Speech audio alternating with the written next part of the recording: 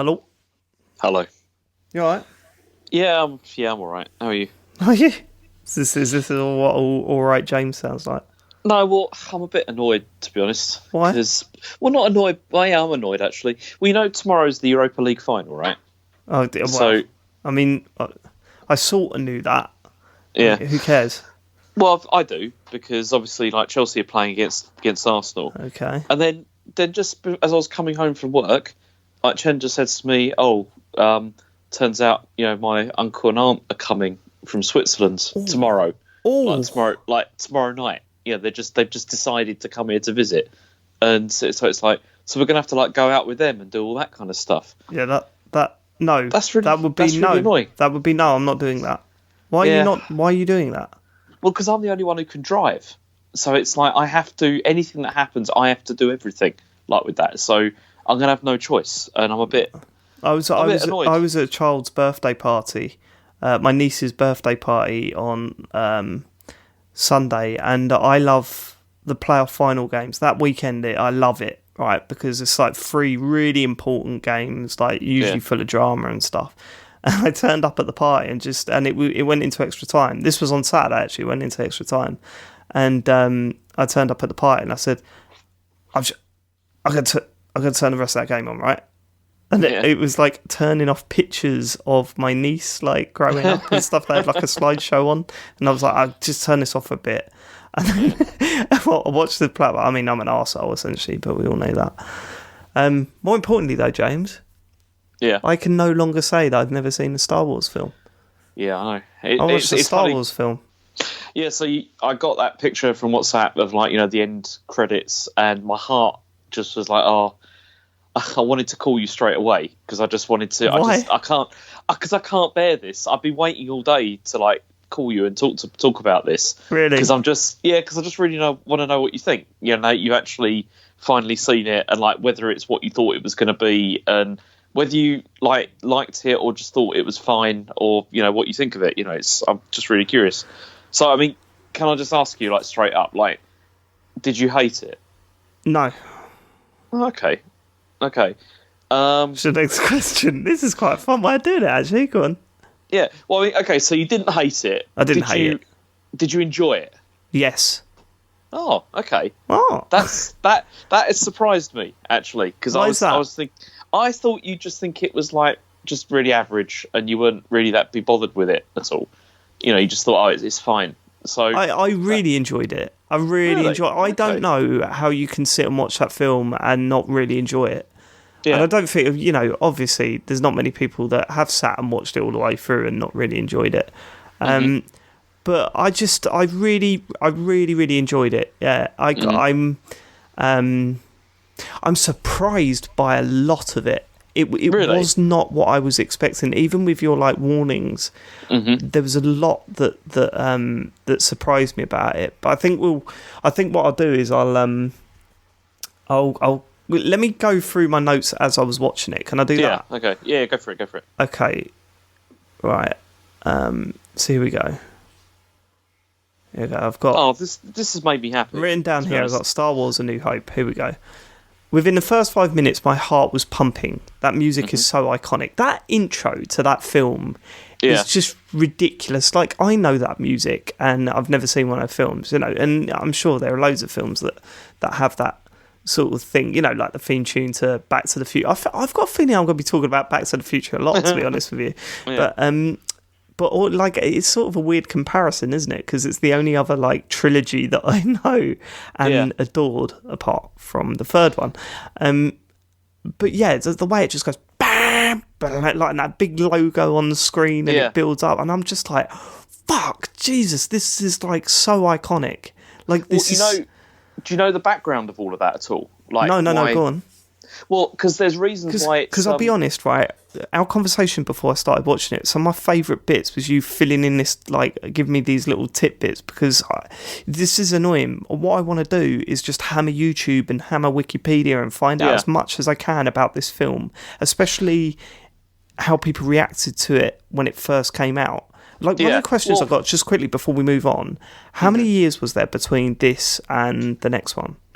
The next one I think was, I just looked it up, it was 1980, so it's 3 years later. Shit! Fuck, that's really weird then. Okay, go on.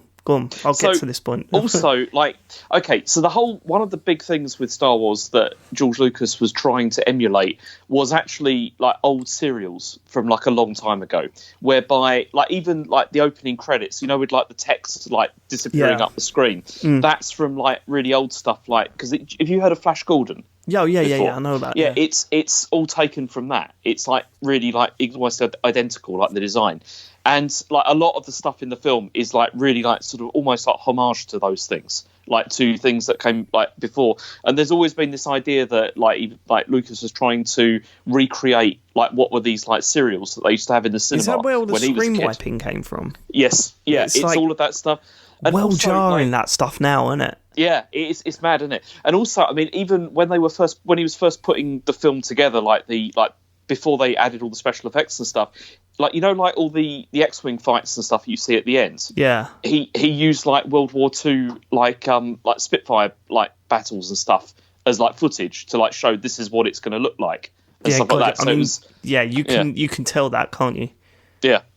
So that's pretty. But yeah, the opening is it is amazing. I think it's like it really just grabs your senses because there's that massive logo, and I know we know it so well now, but even back then it's just so crisp, and then bam, and then the space behind, and that music just pounds in. Yeah. It's like my heart was genuinely pumping a bit.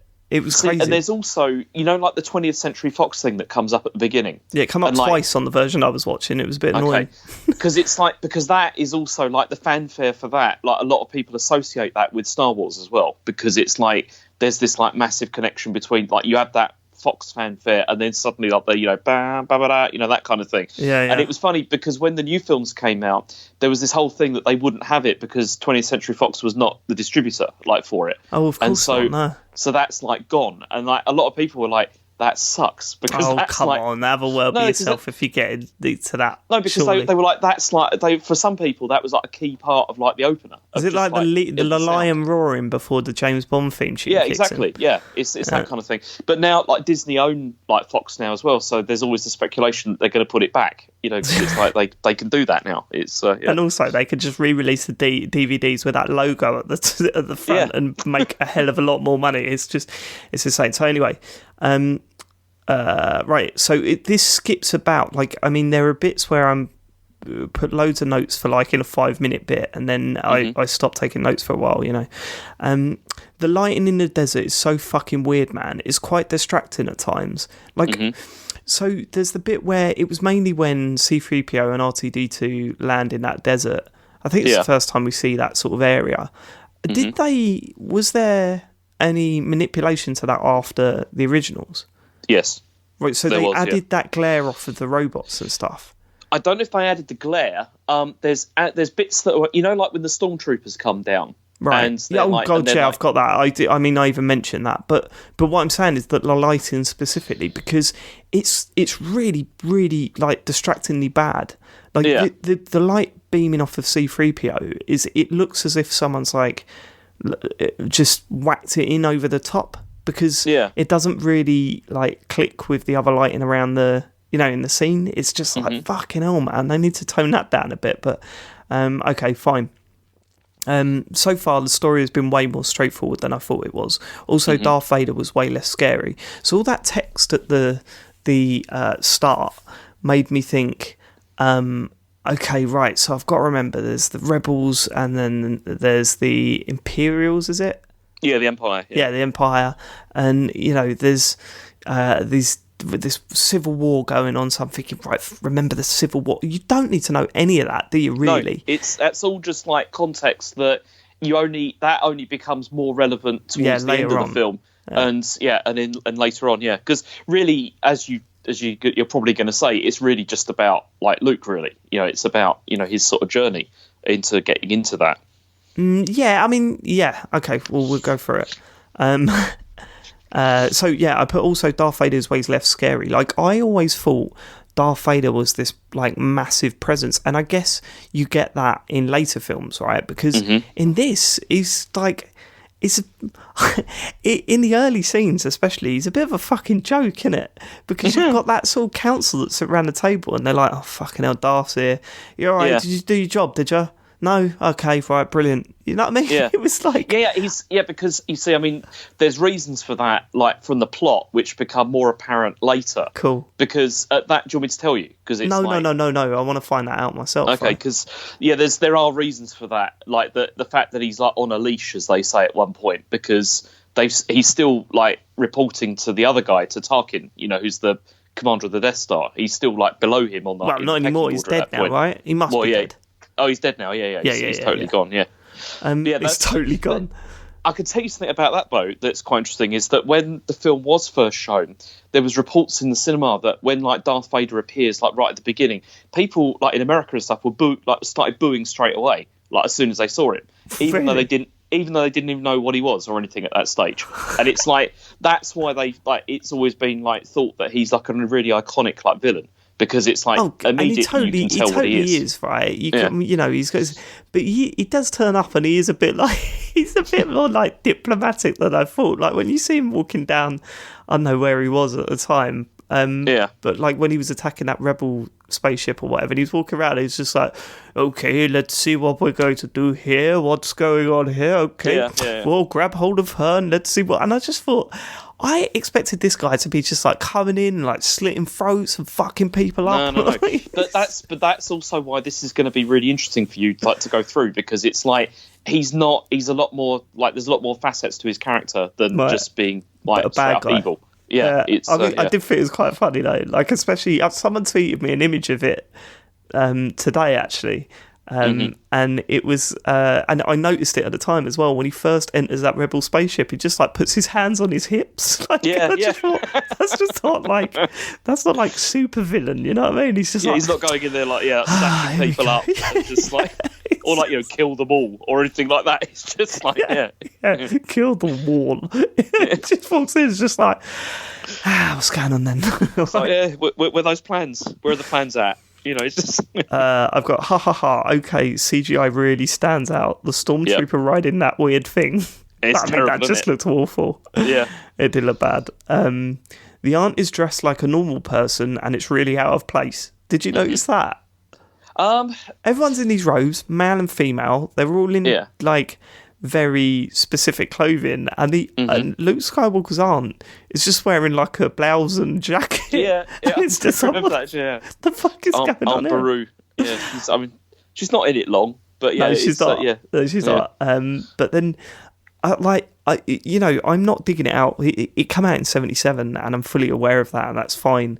But I do like to highlight the stuff that is like blatantly from the 70s, and that set design for his home. Oh my word! When you look down into the pit, you're like, "Fucking hell! This looks like." The thing that it reminded me of, and I know this was a film that came out way later, was the Flintstones set. No, I don't you know the that. Flintstones when they did the live action Flintstones? Yeah, I remember that. Yeah. Do you know how it looked? So it was really clever in the Flintstones because they made all the rocks. It was impressive. The set design was impressive, but they intentionally gave it sort of a cartoonish look because of its origins. In here, it looked the same. You know what I mean? But obviously that was down to budget restrictions. It would have been budgetary, because see that's the other thing, because this film was not made with a lot of money actually. And that's one of the other reasons why it was such a big deal, because they did do a lot with very little. From the time. But we will agree. Yeah, I've got a few points of that as well. Anyway, right. So I put after that I put love R2D2 and C3PO, and this was after they'd split up and then met back together again. I just, every time they were interacting, I thought I was going to hate it because it's all like, oh, what are you doing, R2D2? But actually, it had just enough sarcasm in there to actually work. I thought it was quite good. And in fact, actually, as a general theme with this, I'm surprised by how many gags still land in this. Yeah. For starters, I didn't realise that there would be that many jokes in it. And it's not like flooded with jokes, but there is way more than I thought there would be, and some of them absolutely land. But what I like about it, though, and what I've always thought was good, because it to me, it never feels like they're trying too hard with that stuff. It feels like it fits in quite well. Yeah, because it's scattered, isn't it? Yeah, it's totally scattered, you know. Okay. Obi-Wan is the old guy. Didn't I say he was mates with Chewbacca or whatever? But no, I got that right. Han Solo is mates with Chewbacca, right? Yeah, that was Han Solo, yeah. Okay, so the Jedi Knights have the lightsabers. So that was a question I was asking last week. Yeah. That it was a Jedi Knights, and the reason they use them is because they were more accurate than the blasters, and they're still the better weapon if you know how to use them properly. Picked up on that. Wait, Obi-Wan said he knew... Right, hold on. What is this? Because my typing is shocking on my phone. I'll read what I've written down. Obi-Wan said he knew Fatty Cadet and Luke Skywalker's father. Right, so that was meant to say Darth Vader and Luke Skywalker's father. Yeah. Wonder how that twist works then. Is Obi-Wan a massive fucking bullshitter? Question mark. So I'm assuming we'll find that out at some point. You will find that out, yeah. Good. Not really sure who the Empire are. So I think what it is, like, they're not. So the Empire. Who are the Empire? Okay, so I can tell you a bit about this because it's okay. So basically, there used to be like the galaxy was like organized as like a republic, and then what happened was this one guy like decides to sort of take over and become like the emperor and sort of take over as a dictator, and he does that like prior to these films like that you're watching right now. Right, so they're a dictatorship. Yeah, that's all I need to know. Don't spoil too much, because if this is revealed in films and stuff, I want to find out. Well, it's. I mean, you'll know by the second film that you're watching now. Like they explain more of this later, so it's not. Yeah, so basically, it's like a intergalactic dictatorship. Is right. The whole okay. thing. Gotcha. Yeah, and the rebels are fighting against them, sort of overlooking them. Right. Okay. Gotcha. Okay. Fine. Jesus Christ, the death of the aunt and her uncle was hardcore, wasn't it? Yeah, that was quite horrific, that, actually. I mean, that's... Yeah, because you just see their, like, burnt corpses, yeah, just all they needed to do was show their house on fire or whatever, but it was like, no, there's a burnt corpse, and the amount of people that were saying to me, you should watch it with Harry. Harry would fucking freak the fuck out seeing that. Like, that is some grim shit. Yeah. And then it cut to a shot of C-3PO, our hilarious little sidekick, C-3PO. Dumping bodies, Dumping bodies onto a fire. Yeah. Like, it was just like, where is this going? Yeah. But now they're burning those little furry dudes. What the fuck is this? And that's the thing. It's like, why did they do that? Like, what was the point of burning them? I'm not sure. I don't know. He was. Yeah, that's what he was into. So odd. That's what he was into. On first meeting, Han Solo is less of a wise ass than I thought. Right. Mm-hmm. I mean, I go on and talk about Han Solo later, so I'll save my opinion of Han Solo until later on.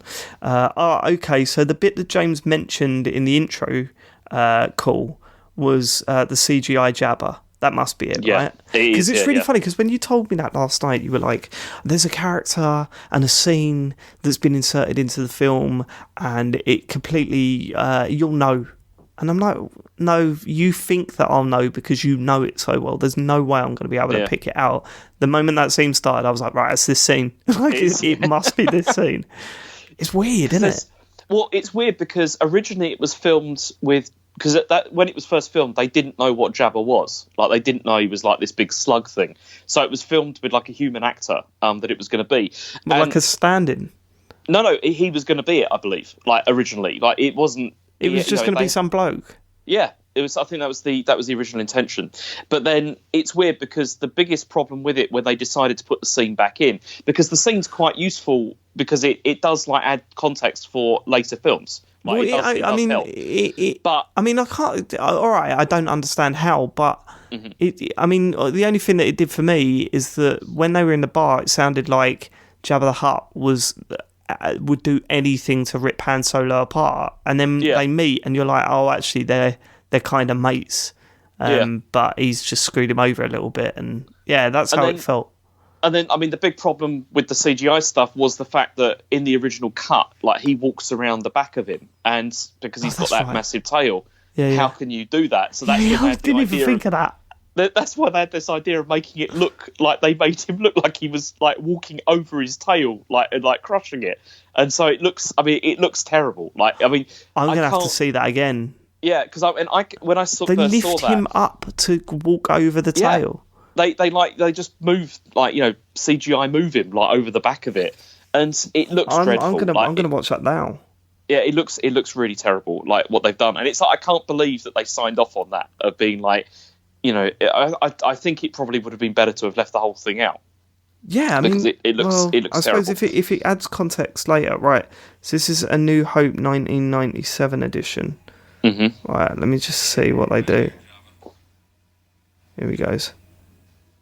Oh, it does look awful, doesn't he? And I noticed that in some bits, like, his finger just looks weird because they've had to cut around it.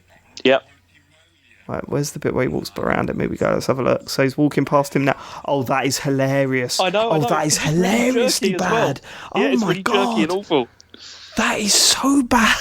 Yes. See, it's like when Poochie goes up to space. Yeah. that is fucking... I'll be honest with you, I didn't notice it. I did not notice that. That's amazing. But yeah, that's because the problem, if you've not been I wasn't even really looking at him at the time. I was looking at Jabba, like thinking, what the fuck? Yeah. But also, Jabba That's... looks terrible as well because he looks all sort of shiny and sort of like it's just early late 90s CGI, and he just doesn't look good. It wasn't a good idea. Wow. Okay. I like that. You can have a look back at the extras on your Blu-rays. It probably will have the original cut, like with the actor. With the actor in it? Yeah, with the actor instead. It's some dude. I remember seeing it. It was... oh, man, how gutted must you be? Like, Jabba the Hutt is like... Everyone talks about Jabba the Hutt when they talk about Star Wars. And you just... That should be me, but instead I was a weird slug that they had to digitally modify over my body. Have they ever interviewed the actor that was originally... Not as far as I know, no. I don't know who it was. There must be. Like, oh, mate, are you gutted? Yeah, I'm all gutted. Oh, how gutted are you? Like, proper gutted, actually. All right, then, well, thanks for the interview. They just CGI'd me. It looks terrible. But no, it wasn't a great inclusion. And also, there's a load of like fan service in that as well. They've added because there's like another character in it that's like a fan favourite that they just in the background of that. Yeah, there's another one that they shoehorned in. Is that the one? No, because that's a different scene. Well, it's not different scene. You talk about the elephant trunk man. No, there's another dude. That was weird. Like that, the elephant truck was like. The grass. The guy who was following them. Yeah. Yeah.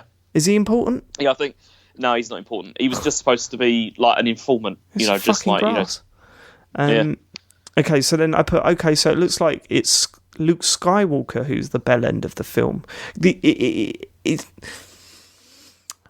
I'm not a big fan of Luke Skywalker, if I'm totally honest. Neither am I. I mean, the whole... first half of this, like, he gets a little bit better towards the end, but for the majority of the film, he is just a whiny brat.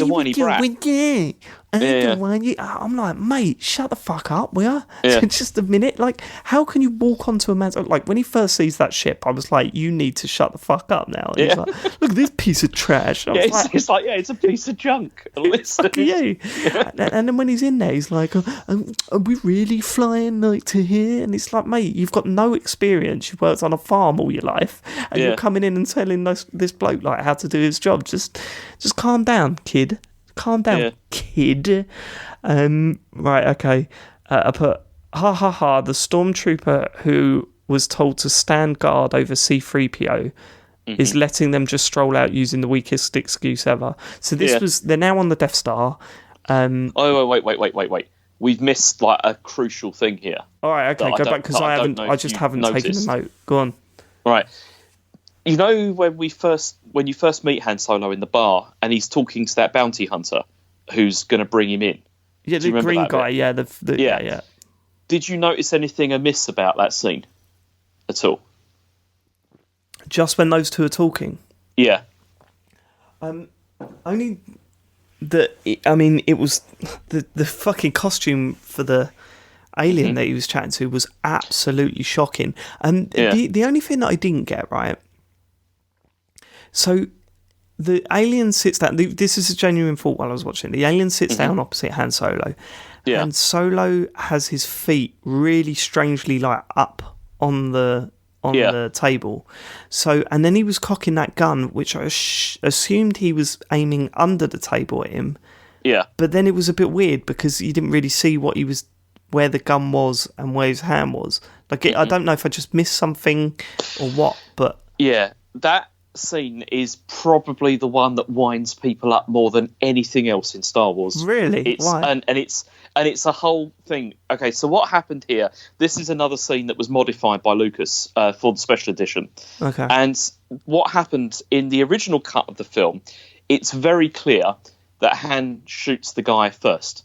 Like, he blows him away. Like, he's just sitting there, and you see him, like, cock his gun, and then he just shoots Greedo. Like, the guy does he shoot him under the table, or does he pull his gun out? He shoots him under the table and kills him. Right, and that's okay. it, right? And then just walks off, and that's it. Now, when Lucas went back to it with the special editions and decided that this wasn't good because Han isn't like a cold-blooded killer or whatever, and changed it so that the other dude shoots first instead. Right, and then, okay. But misses. And then Han shoots him. So if you watch it back, you'll see it's an edited mess now.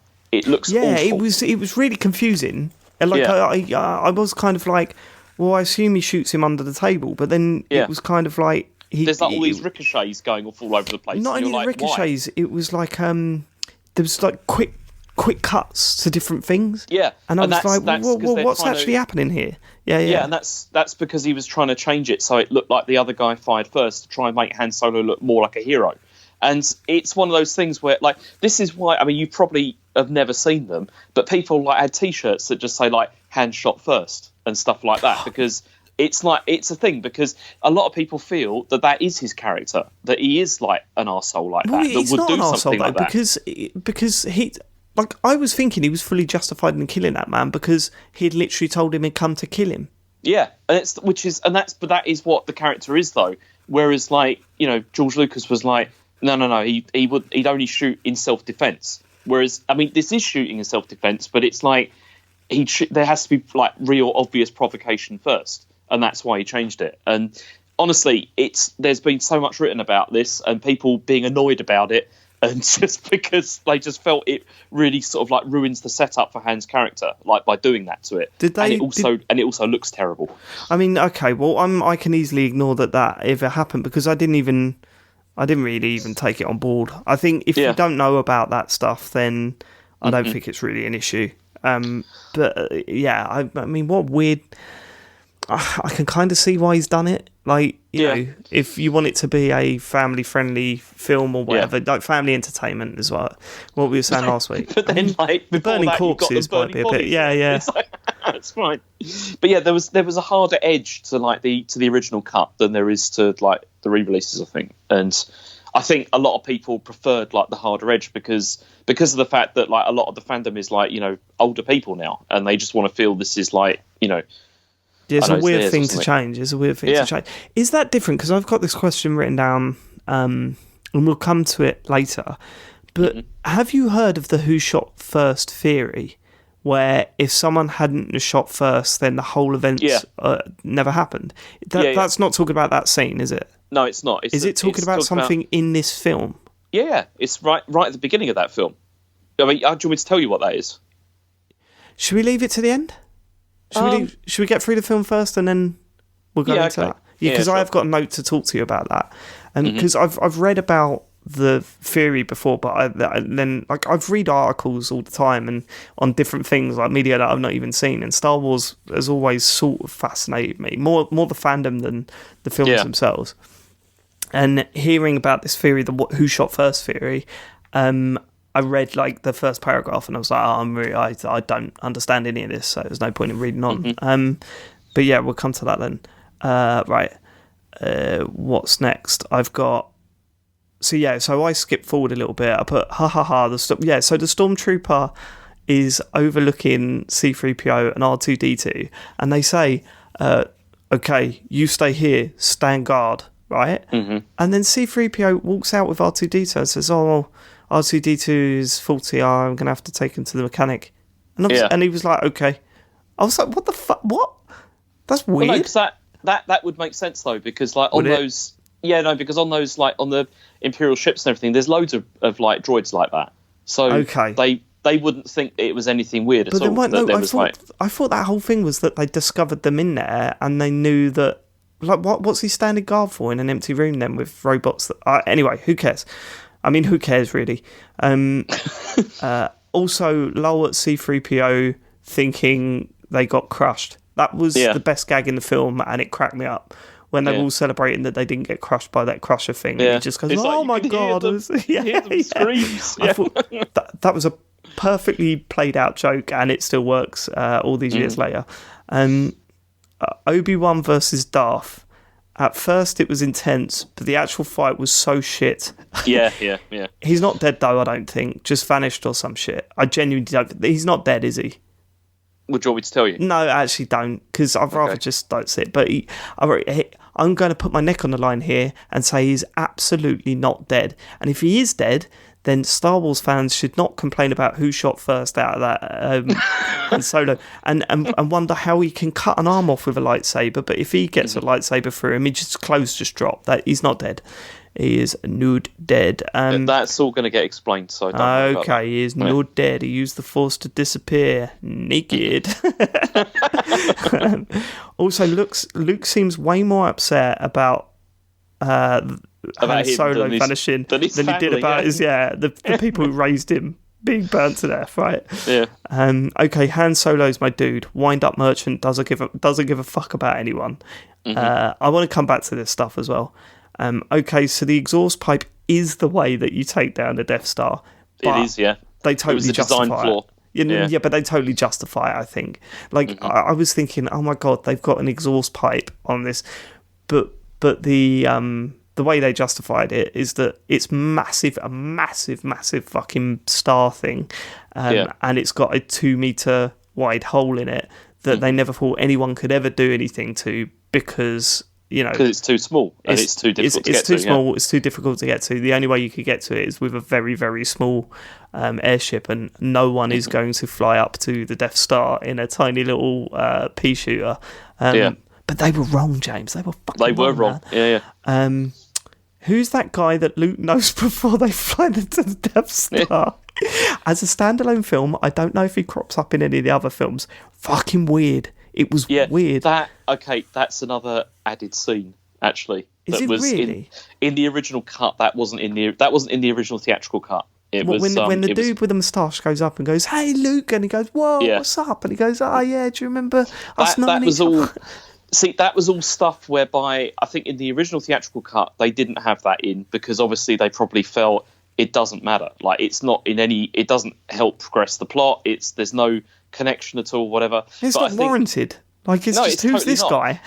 But the thing is, loads of stuff, and including that Jabba scene as well, got added back in basically because fans wanted more. Just wanted more content. Yeah. And it's like, even though it doesn't really like help at all. I mean, I can tell you something else. I mean, about like Star Wars in general, that film in particular, is there's like the original cut of the film apparently wasn't great, and it's one of those films which it's argued was like saved in the cutting room, and that actually it was Marcia Lucas, like George Lucas's wife, that saved the film by doing a really, really good edit job on the whole thing, right. Like to make it like really, really tight, and and that's why there's always been this other complaint about adding all this stuff in because it doesn't add anything really. It's just what was his name? What was the pilot's name? It's a bit weird that he comes out of nowhere and now he's best mates, and that he's known forever. I can't remember his name, but it felt like to me that they wanted an emotional death in that whole sequence, but then I mean this is different now that you've told me that originally it was different, right? So but it felt like as I watched this version, it was like they wanted someone. They wanted an emotional death. Biggs, that's it. They wanted an emotional death, but they didn't want Han Solo, Luke Skywalker, or anyone big to die. Well, they had Porkins. You know, he dies. My next line is, "Lol, the fat pilot's called Porkins." Yeah. Okay, the whole fly sequence was fantastic, and then that was the end of the film, or the notes on my film. So here's my final thoughts that I got that I wrote down. I'm surprised by how shallow it was, and what I mean by that is they do not go into the Force, they do not go into Rebel versus the Empire, and it makes it even weirder that there's 3 years between this film and the next one, because it was like, I mean, there's just so much that they just didn't, like, the Force. If this was a solo film, like, if this was it, right, and they did no other Star Wars films after this, like, I mean, this is a stupid thing to say, but it wouldn't be. I mean, it was a really good film, and I'd still think I wouldn't take that away from it. I'd still say the pacing, the story, above everything else, the characters are fantastic, right? Based on this one film. But there's some weird shit that just goes unexplained in this, like, just based on this one film. It's just like, I mean, the whole of, you got to feel the Force, you could do great things with the Force, but then he only really uses it to drop the bomb at the end. Yeah. And then it's kind of like not really explained or anything. It's really strange. Also, I was blown away by how the film doesn't go places. Like, you've got the Rebel ship at the start. You've got Tatooine, is it? Yeah, Tatooine. I mean, there's only like 3 sections really. Yeah. Like, there's only three areas that it goes through. Yeah, it's the Rebel ship, Tatooine, and then the Death Star. Like, that's it. And I thought, wow, fuck, I thought this was going to be way more, and then they ended up in a forest, and then they were on a river cruise. You know, it's like, I don't know, I was really surprised. That's not taking the piss out of the film at all. I think I quite appreciated that a lot, because it kept things simple, and it kept things like sort of pushing through. Right, okay, so I mentioned this, also surprised by how much comedy was in it and how some of the gags still land. I wonder if this was the only Star Wars film, if it would have been as legendary. It would have been, I think, in terms of, it was like a sort of a mold breaker when it first came out. I mean, that's the difference, isn't it? I mean, you could tell. I've watched got a fair few films from the 70s, not for a while. I mean, I watched them in college and stuff, and the difference is just unbelievable, isn't it? You know, how this looks and how it feels and what it does is just so different to films that were coming out back then. Yeah, and it's funny because, like, all the things you've said, like, about how there's like a total lack of context for like a lot of the things in it, and that's all stuff that is like obviously is going to be massively expanded like later on by like all the other stuff that comes. Yeah. But it doesn't really matter that they don't expand it in this film, because it still works on its own. I disagree. I think, I do disagree. I think specifically, I don't think they needed to expand on the Rebels or the Empire. I would agree with you 100%. We don't need to know that. You know, the story is so it doesn't need to expand on anything, because the story's not about that, is it? The story's essentially, as I said last week, about a guy realizing that he's actually quite special. He's been living on a farm, right? You know, it's Luke's story, as we said at the start of this. Cool. What I will say is that with the Force, it felt like, I'm trying to give an example. It felt like a movie trope, just based on this one film. You know what I mean? Okay, it was something that could be referred to throughout, have a bit of a montage too, and then come together at the end, you know, and help the lead character. It felt like a bit of a trope. And without expanding it and explaining it just a little bit, it felt... Now, I know this isn't the case, and I know this is expanded later on and stuff, but, like, based on this film alone, like, for those 3 years, it feels like they whacked that in there so that they could have this special moment at the end and nothing more. Do you know what I mean? Does that make sense? So you feel it doesn't feel like it's an integral part of the thing. It's more just like a MacGuffin sort of thing. No, I think it's integral in places because of the the discussions that Luke and Darth Vader were having with their counterparts about whether they believed in it or not. Right? Yeah. I think that was quite interesting. But then it doesn't really go anywhere from there. So if this film was a standalone, you'd be going, yeah, but what the fuck was the Force then? But that was part of the thing with this, though, that like a lot, because then after this came out, that is the question that people had, was like, what is this? And I guess, yeah. And that's part of like the mystery of it. But there's also reasons, like in-universe reasons for that as well, that you'll find out later. Okay. Like why the knowledge is so poor about what this is. There are reasons for that, as you'll find out. I mean, George Lucas is a bit of a genius watching this, because, I mean, you know, there was no guarantees that there was going to be more Star Wars films. No. Yeah. And the film is so set up. Like, I mean, the way Darth Vader flies away in his little his little spaceship at the end is kind of like, fuck you, I'm not dead. And then you see the Death Star explode, and you're like, we've just seen Darth Vader just fly off in his little machine. It looked like Team Rocket and Pokemon, you know. It's just like, it's so stupid, but I loved it. I love the characters way more than I thought I would. They're way less cartoony than I thought they would be.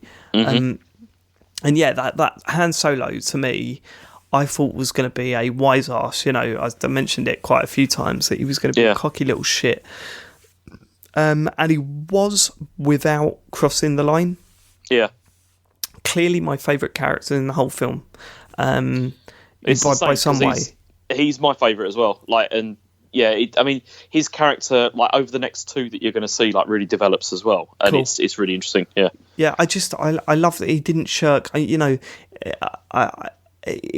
if his character was as good as I thought it would, he wouldn't have come back to help Luke at the end. but you know, I understand that that's got to happen.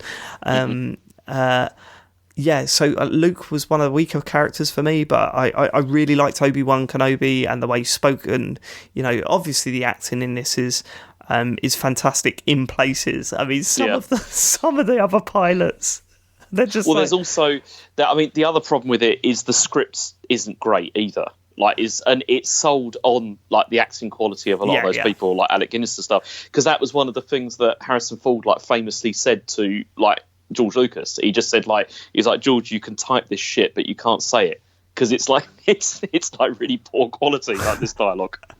But yeah, it still works. You know, the R2D2 and C3PO characters were great, and Princess Leia was great, and you know, Darth Vader and a lot of the characters on the Death Star, you know, the villains and stuff, I thought they were really good.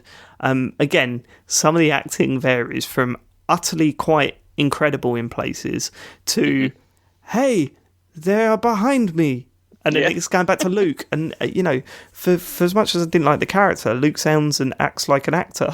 You know what I mean? He's like, oh no, what are we gonna do? You know, like you said, it all sounds like quite natural, and it's like, watch out, Luke, there is a guy on your right. And it's like, I was like, whoa, what are we going to do about those fighters? And things like It cracked me up. Okay, and then my last point. Oh, this isn't my last point. Because my last point was the Force is barely explained. We've already discussed that. Where the fuck was Yoda? I was really surprised Yoda wasn't in it. Yeah. It really was. Like, I mean, you come from... I assumed he was there day one, mate. You know what I mean? No. Yeah, no, it's really... That's quite incredible, because Yoda... Yeah, he's like a key sort of thing, isn't he? You think of Star Wars, you think of like Yoda and stuff like that. You think of Star Wars, you think of Yoda, and he wasn't even in the first film. That's pretty cool. And you know, there's loads of stuff like that. There was no ats in it, you know, and stuff like that. Right, and then I've just put at the bottom. Do you know anything about the first shot theory? Yeah. Right. Okay. So what? It's really simple. You know, at the beginning of the film when C3PO and R2D2 get on that escape pod and they fire out of it, and then there's these two... Oh, that's what he's saying. So if that guy would have shot that pod, then none of this would have happened. Because, you know, like, he says, like, there's a pod gone, you know, should I shoot it? And he's like, no, hold your fire, you know, there's no one on it. And if he'd have destroyed that, there'd have been no films, because the plans have been destroyed, and that'd have been it. And that'd have been the whole thing. Well, there would have been the first 3 films, surely. Well, yeah, obviously, yeah, but you know. Well, you know, the second 3. I hate all this, but no. Ultimately, as I said to you at the start, I don't know how you can watch this film and not enjoy it. You know, there's nothing offensive in there. There's nothing frustrating in there. You know, it's a bit eye-rolly in places, but yes, it's film. You know, it's an action family film. You know, I rolled my eyes a bit when Han Solo turned up to help Luke, but at the same time, there was part of me, because I like the characters so much, there was part of me going, "Go on." You know, you could roll your eyes at the fact that there's this massive Death Star and a fucking pipe that leads to the center, perfect for a bomb to drop in. But who really cares? You know what I mean? Like, if you're watching films like that with that in mind, then just, I mean, go and watch that else, because you could, from about 2/3 in, you could write the film. Like, you knew exactly what was going to happen from about 2/3 in. Like, you know, there's bits in the middle that sort of piece things together and stuff, and that was all very well done. But yeah, like the final third, you knew exactly what was happening. But it didn't matter, man, because the fucking flying scene was just brilliant, even in this day and age. You know, even this later on, it was just great. Watch them go into that cavern and avoid all those things. I loved it. I thought it was really good. Yeah, you should later on. You should have a look at some of the ways that they made that, because it's incredible as well. Like, that was all like model kits that they got of like battleships and stuff, and then like sort of put them all together to make it look like that, and then like filming with like these cameras like swooping down under it and stuff, and it's like that looks like you can't believe that that's what that is, but it looks. I mean, this is what I meant about how they invented like tons of techniques as well for like as they were making this film that didn't exist before. Yeah. I mean, the only like there was one additional bit in that of CGI where, you know, when the ships are about to attack the Death Star, and there's like the guy on the Death Star, he just says, "Oh, I count 30 ships." In the original cut, they couldn't do that because they didn't have enough models, so they were all added in like in the like later on, like in the release.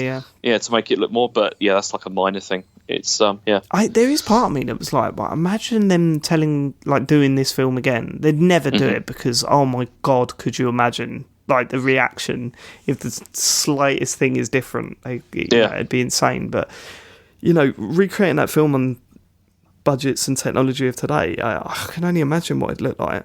Yeah, certainly. I mean, you'll see. I think one of the other things, though, that because of the restraint that they had, like financial and like technical at that time, I think in some ways it worked to their advantage, though, because they kept it simple. It keeps it simple and sort of reins it in, and you'll see later why it's not a great thing to give George Lucas like unlimited access to CGI, because it's it doesn't work out so well. I'm looking forward to that. But so how do you feel about, because I presume I'm going to call you again, aren't I, before you watch Empire? No. What are we going to talk about if you call me again? Well, I don't know, because this is the thing. Because okay, so you're just going to go straight into Empire next? Is that the plan? Yeah, that's the plan. Okay. Well, let me ask you then. What do you think is going to happen? Well, this is interesting. I was thinking today, it's like this is the basic plot of Star Wars that I've just seen. You know what I mean? Mm-hmm. And there's no surprises. I think what I said about the plot was pretty accurate last week. Apart from no, go on. What stands out?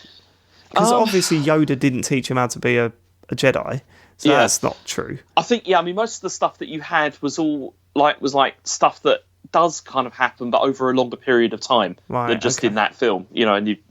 And now you know what like the Empire is and all that kind of thing. So that's maybe a bit different, but in general it was kind of accurate. Right, yeah. I mean, for someone that hasn't seen any of this shit, I thought it wasn't too bad, right? Mm-hmm. Now I really don't know.